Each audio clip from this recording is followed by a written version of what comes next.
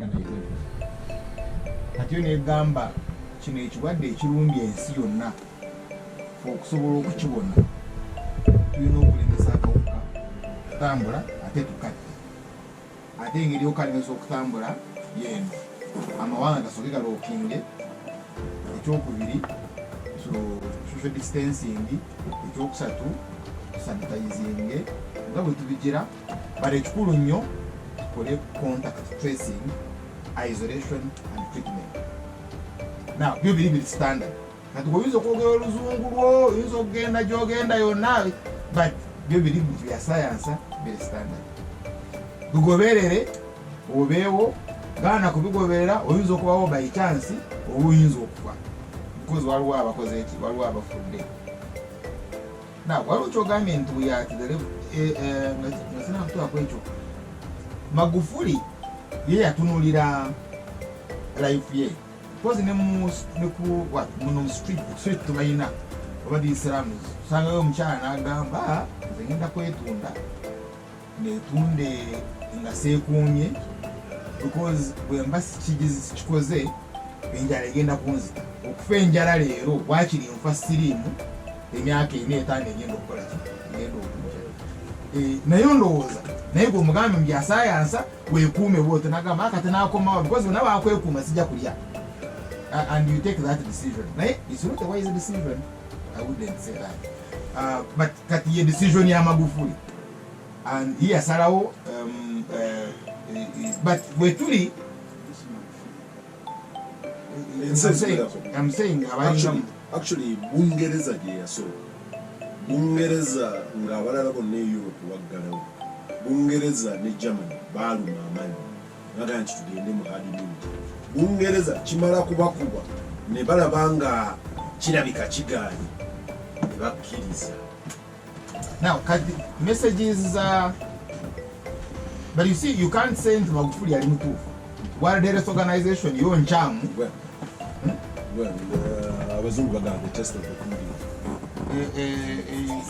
Yeah, let's wait and see. Kibazo Magufuli engeri gye munawangula World Health Organization n'aba science kati wano wokireeta wano nabera nyo mu NRM kusinga nyo primary za NRA tuyinawo obwapa ku nguudo akakapa kagamba speed limit kilomita 8 Aisha takalabanga speed limit kilomita 8 ya Aisha ebera ni speed limit ebisera bingi tuliza mupira nga mikadde wa borojo yinso baki but Aisha sees fire komya omuzinda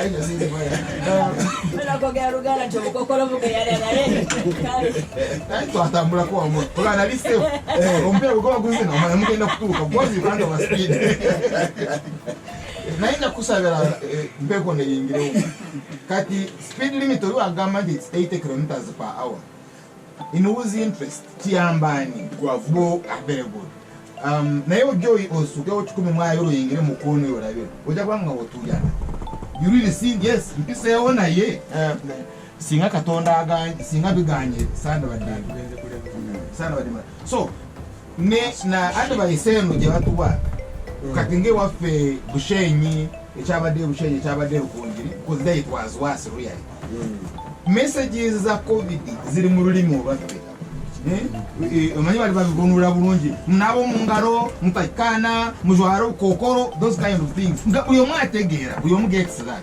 but abantu still baganye ne babeera mu nyiriri nawe asomya abimanyi baba kateshumba obaba ba ne Museveni na akimanyi ne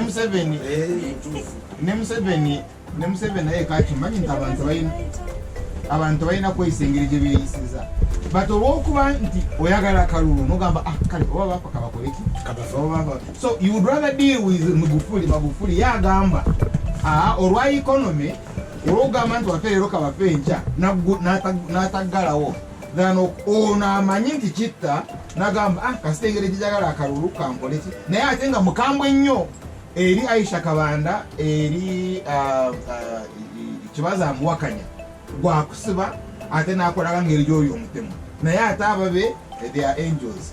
Now, kyoyagedde ku hard immunity, kyobaga I don't agree with you. Because tulina facts. You don't have to agree. No, and but you say you are incorrect. Actually, I shouldn't say I don't agree with you. I don't think you are correct. Government there is hard immunity because tulina evidence. Eraga waliwo abaawonye COVID betaakutte. Actually, the chance wetaga kusoma ko katono. No.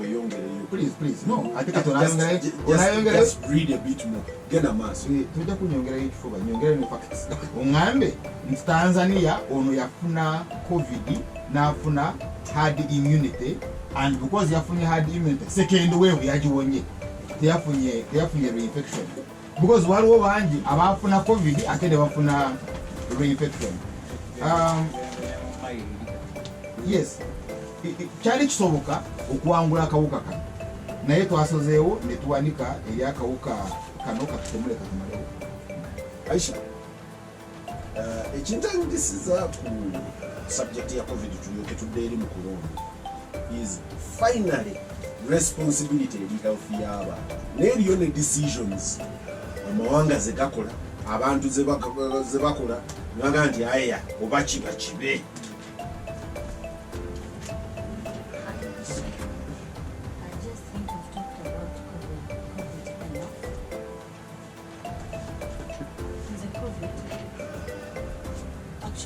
Kati ensi yonna ekimanyi COVID is not going to go tomorrow. Tukyali naye for quite some time.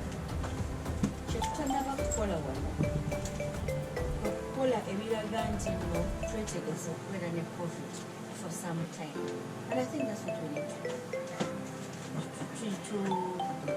Tumanye bumanya tubeerawo tutya naye tukyuse ebituteeka okukyusakyusaamu. I don't know why the Ministry of Education is planning education with COVID. Kubanga tulina classrooms zaffe zirina abaana 8, tulina dormitories ez'abaana abasula nga bali kumukumu dekas zifuuse 4, n'abazadde baatuka okutugana okugenda ng'okukyalira abaana kubanga tebaagala tulabe engeri gye basulamu obubi. Omwaka gufudde. Are we going to lose the second year? Ne universities zaatuka ezibeera nga tokyegomba kusulayo, embeera mbi nnyo. Kati simanyi tuteekateeka tutya. Ndabye ani minisita w'ebyenjigiriza yeegerera temugyayo capitation grant gye mwateekayo banaye temugijjaayo. Kirabika nezandibaddeyo bapulaninge ekizibu tukiyitamu tutya, bagamba nti tufunye omukisa bano tebalina operation tuzijjeyo zifune bwe zikola ki ziraga. Nze bwewali okutya kwange COVID tegenda kuvaawo okusinziira ku bannasayansi kye batugamba. Bwe yali yakatandika baatugamba nti alimu ne waves, the first wave and they say the second wave is even going to be more harder than the first one. Entegeka sigiraba, kirabika ffe twewaayo tufe, abafaako banaafaako, abanaasigalawo banaasigalawo. Jo nabadde ndaba abantu babiri nga beekuba obwama nga bombi bambadde masiki nga kibazo bwajambadde. Ono ajambadde agitaddeko bulago, n'omulala n'ajambadde agitaddeko bulago, oli n'asembera n'akaamba n'omulala n'amuwuliriza. Naye tuli ku ki? Kati masiki yafuuka fashion show, omuntu ojambala for fashion n'ogiteeka wano wansi. So sensitization ya